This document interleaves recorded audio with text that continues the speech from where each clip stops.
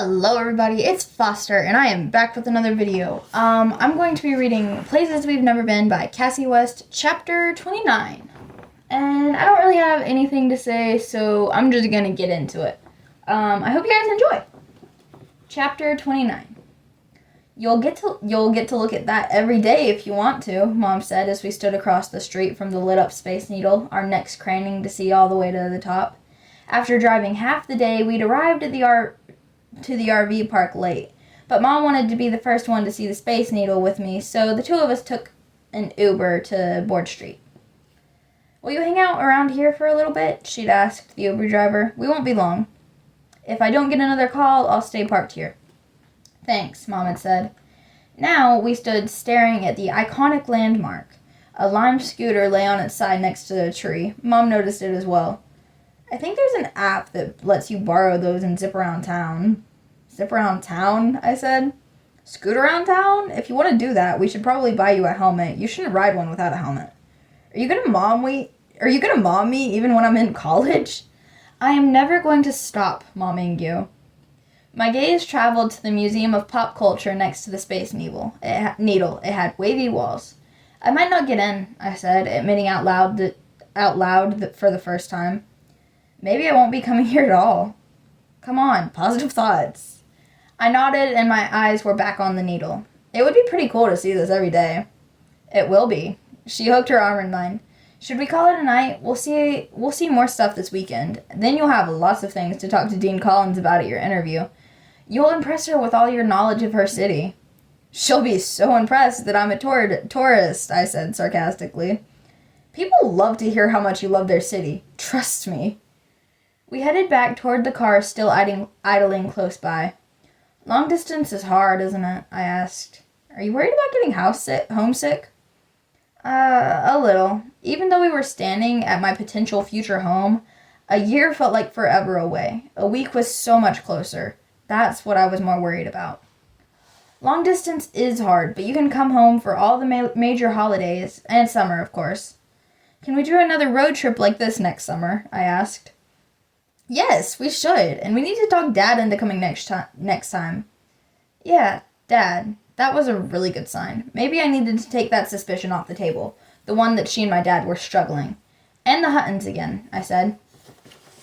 Her excitement immediately faded.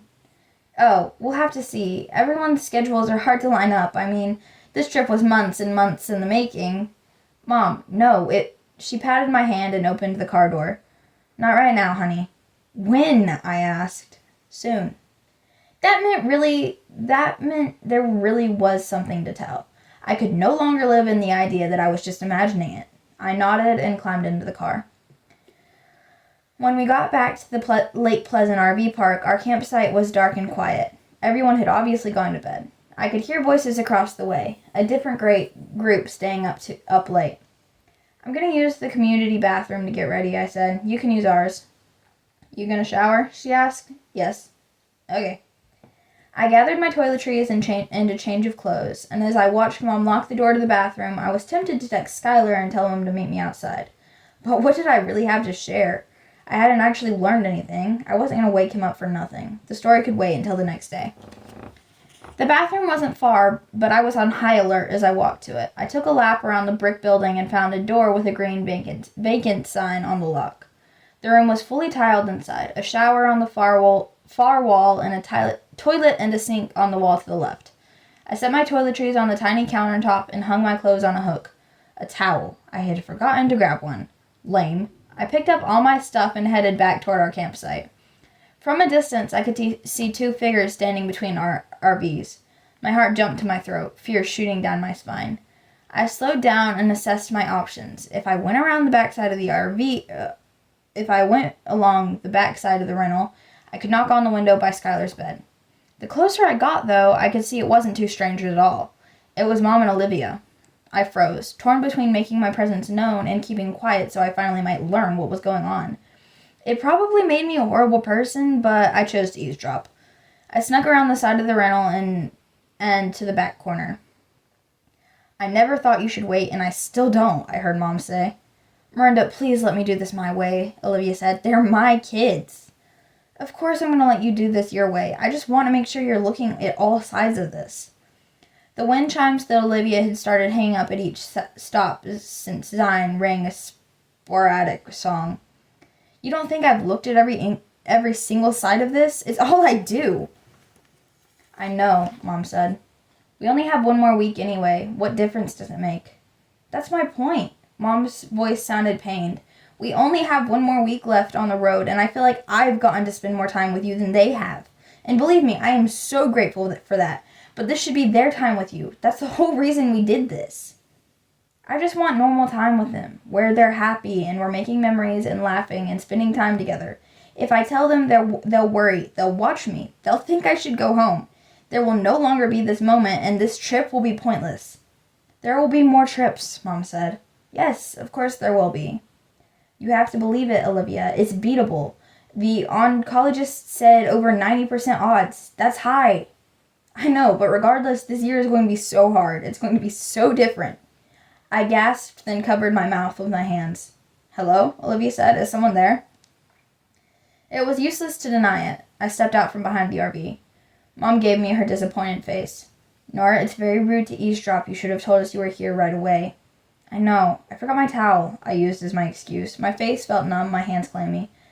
I heard you talking. I looked at Olivia.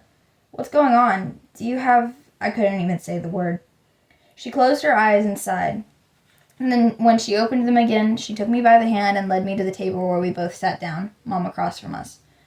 Nora, Olivia said, I have stage 2 breast cancer, which, like your mom said, is very treatable.